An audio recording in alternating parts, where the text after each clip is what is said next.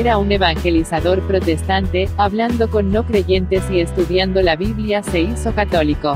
Testimonio de Don Johnson escrito por Ginés y publicado en el portal Religión en Libertad, presentado ahora en voz sintética.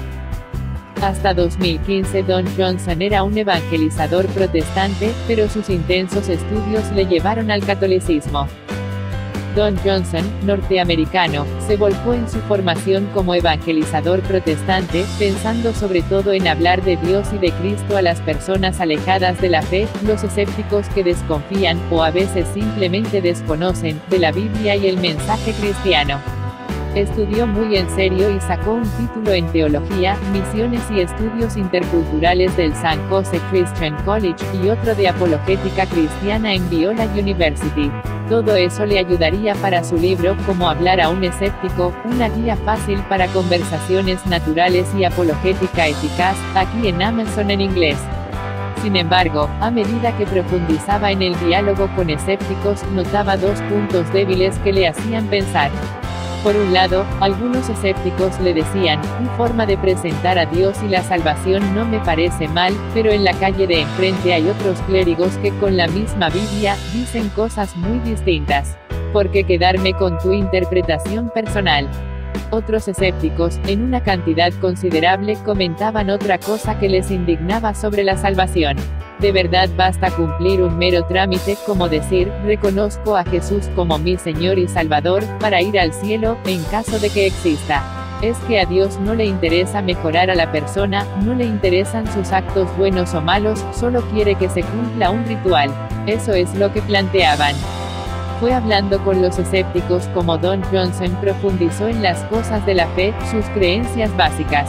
Y así acabó estudiando a los cristianos antiguos, a los reformadores protestantes del siglo XVI y después, las respuestas de la Iglesia Católica. Mamá, ¿qué he de hacer para salvarme?, preguntaba. En realidad todo empezó cuando tenía unos 6 o 7 años, explica en su testimonio en church.org. Algo le llamó la atención en la iglesia un domingo y en casa llamó a su madre. Mamá, ven a mi habitación. ¿Cómo he de hacer para salvarme? La mamá rezó con él una oración de arrepentimiento y de confianza.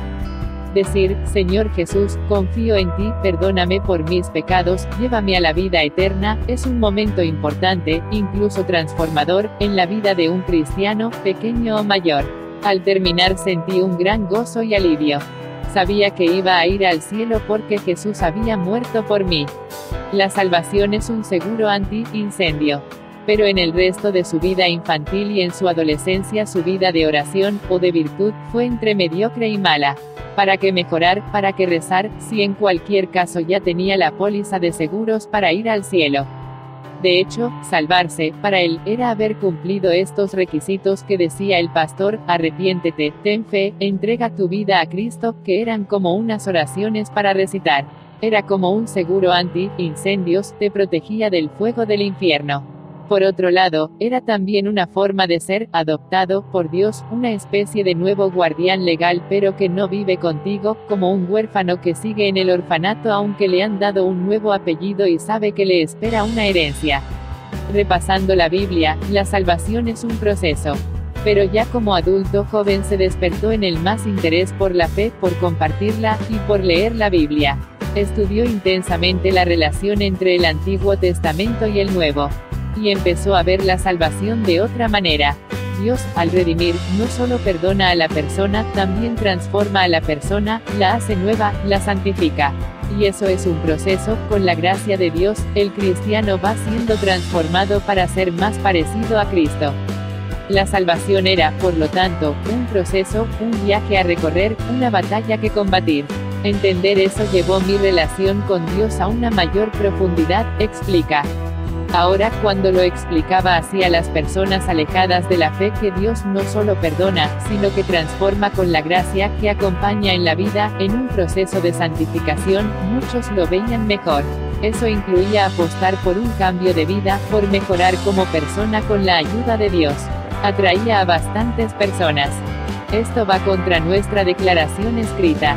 Pero cuando predicó esto en cierta congregación protestante, un feligrés le dijo, eso que enseñas va contra nuestra declaración escrita de creencias. Efectivamente, es común que cada pequeña comunidad protestante tenga escrita su propia declaración de creencias, aunque muchos feligreses no la conozcan con detalle. En este caso, la declaración decía que la salvación es una transacción legal que se hace solo una vez y que debía entenderse como algo separado a cualquier llamado a una vida santa. Don Johnson decidió estudiar más el tema de la doctrina de la justificación.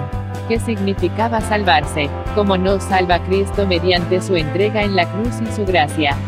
En el siglo XVI, los reformadores protestantes parecían proponer lo que hoy los protestantes llaman justificación forense. Dios declara, legalmente, justo, ante la ley de Dios, a la persona, aunque no haya cambiado por dentro su corazón, deseos, afectos. Pero eso, que de niño servía a don de póliza contra el fuego, ahora con la Biblia en la mano, no le parecía expresar bien lo que Dios hace con el pecador arrepentido.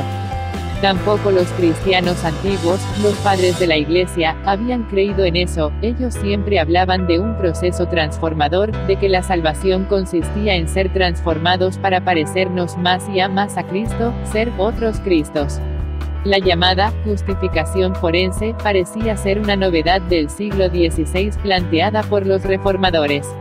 Sola Escritura, un añadido protestante del siglo XVI. Y estudiando la Reforma, Don comprendió que la idea protestante de sola Escritura, que la Biblia es la única guía para la vida de fe del hombre, tampoco era algo que creyeran los cristianos antiguos. Era una doctrina novedosa aparecida en el siglo XVI. Y lo cierto es que invocando el sola Escritura, unos protestantes defienden unas doctrinas y otros las contrarias. Jesús no hizo caer del cielo un libro y dijo, haced lo que podáis para encontrar vuestra opción según vuestra interpretación. Él designó apóstoles y les dio su autoridad para liderar en su nombre. Ahora tenía una respuesta para dar a los escépticos. Yo no les daría mi mera opinión personal, sino las enseñanzas de la Iglesia que Cristo fundó. Don Johnson entendió que la postura de la Iglesia Católica era la que mejor encajaba con la Biblia y los hechos históricos. Estudió y leyó a Scott Hahn, Jeff Cavins, Juan Pablo II, Benedicto XVI, Jean Danilo y Louis Bouyer. Se apuntó a estudiar teología a la Universidad Franciscana de Steubenville. Una tras otra todas mis objeciones eran respondidas. ¿Los sacramentos no son demasiado físicos?, se preguntaba. Pero le costaba entender los sacramentos tan físicos. Él venía de una tradición nada litúrgica ni sacramental. ¿De verdad era tan importante usar la materia, agua, pan, vino, esposos para que Dios transmitiese gracia? Por un lado, llegó a la conclusión de que los judíos de la época de Jesús no eran gnósticos, veían el mundo sacramentalmente. Cuando Jesús dijo, esta es mi carne, esta es mi sangre, lo entendieron sacramentalmente, no como un mero símbolo. Por otra parte, él, que hablando con escépticos les decía, hay otro mundo más allá de los sentidos, te pierdes cosas buenas que son reales. No estaba siendo injustamente escéptico con el catolicismo y sus sacramentos.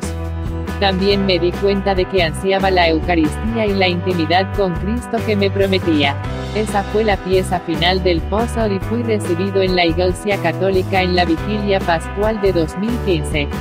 Hoy sigue anunciando esta salvación transformadora desde su ministerio evangelizador, www.donjohnsonministries.org.